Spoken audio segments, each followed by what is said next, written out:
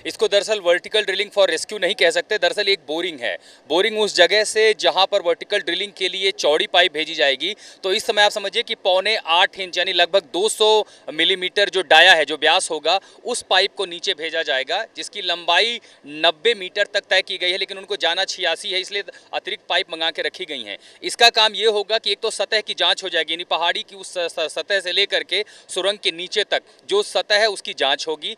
बीच में कैसा ढर रहा है, किस तरह का स्ट्रक्चर है, कैसा पत्थर है। दूसरा याद रखें, चौड़ी पाइप भेजने में दिक्कतें ज्यादा होंगी, लेकिन जितनी पतली पाइप होगी, जितना नैरो होगा, उतना आसान होगा ये ड्रिलिंग। तो अभी ये करके देखा जा रहा है कि उन तक किसी तरह की मदद पहुंच पाए। दूसरा, ये 6 मीटर से 6 इंच से थोड़ी ज्यादा चौड़ी होगी। तो अब ये कोशिश की जा रही है कि कुछ फीट नीचे जाने के बाद सतह को पढ़ा जा सके, क्योंकि ज्यादा कंपन, ज्यादा बड़ी कैविटी खतरा हो सकता है। तो ये कह सकते हैं कि वर्टिकल ड्रिलिंग का जो पहला स्टडी पार्ट था, जिसे बोरवेल बोरिंग कहा जाता है, वो काम शुरू हो चुका है। सुबह 5:15 बजे कार्यवाही शुरू हुई थी।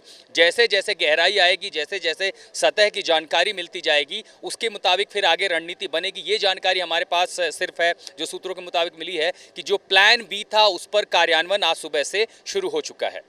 आज सुबह की पहली किरण उगने के पहले ही उम्मीद की एक किरण उठ चुकी थी। 4:30 बजे आरवीएनएल की जो टीम है, भारी भरकम मशीनों से इस सुरंग का मुहाना आप मेरे पीछे देख रहे हैं। अब इस सुरंग से ऊपर पहाड़ी के हिस्से पर आपको लिए चलते हैं, और पहाड़ का जो हिस्सा आप देख रहे हैं उसके ठीक पीछे लगभग एक ऐसी जगह खोजी गई थी जहां हम सबसे पहले पहुंचे थे। हमने वो तस्वीरें भी दिखाई थी। वहां प्लेटफॉर्म तैयार है।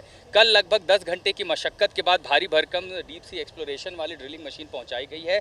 आज सुबह 4:30 बजे उसने वहां बोरिंग का काम शुरू कर दिया है। अब आपने पिछली रिपोर्ट देखी कि कैसे वो बोरिंग दरअसल एसेस करेगी खतरे को। दरअसल भारी भरकम ढर्रे में एक पतली पाइप को बोर करके नीचे पहुंचाना आसान होता है, और इससे क्या होगा, एक तो जियोलॉजिकल स्ट्रक्चर जो पहाड़ का वो समझ में आएगा, मलबे की स्थिति समझ में आएगी। इस बीच आप यहां पर देख रहे हैं जो शोर है, ये सिर्फ वेंटिलेशन पाइप का है।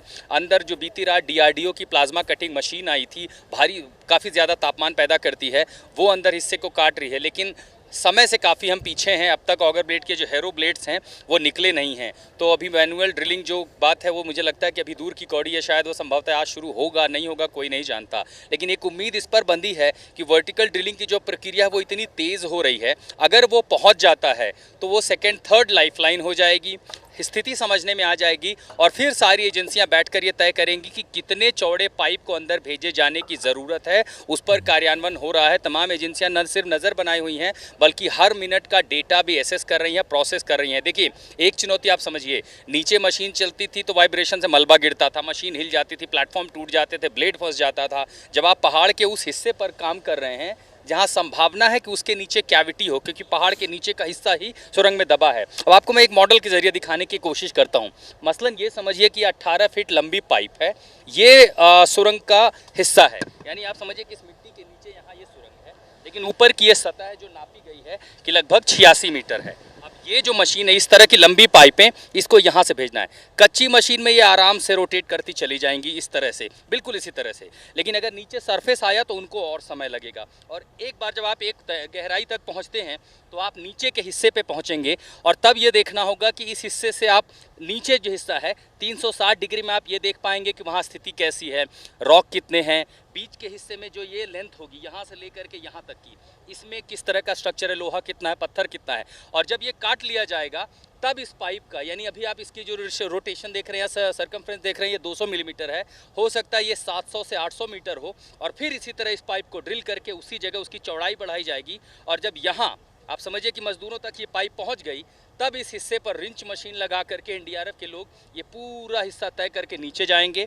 और फिर जल्दी से आशुतोष ये भी बता दीजिए, अब तक आप ये समझ रहे होंगे कि इसमें भारतीय सेना, बीआरओ, ग्रेफ, एनडीआरएफ, एसडीआरएफ, लेकिन मजदूरों की टुकड़ी यहाँ लोगों को खाना खिलाना, टेलीकॉम केबल बिछाना, सब कुछ मेंटेन करना, पुलिस वालों को मिला लें तो ये संख्या लगभग 2000 की वर्कफोर्स है। क्योंकि ये जानकारी कैसे पता, ये जानकारी पता चलती क्योंकि इतने लोगों का खाना यहाँ आसपास बनता है। ठीक है, लगभग 2000 के लोग कुल मिला के जुटे हैं। ठीक, आशुतोष बहुत बहुत धन्यवाद आपका। आप नजर बनाकर रखिए, दोबारा आपसे संपर्क करेंगे, वापस आए आपका रुख करेंगे।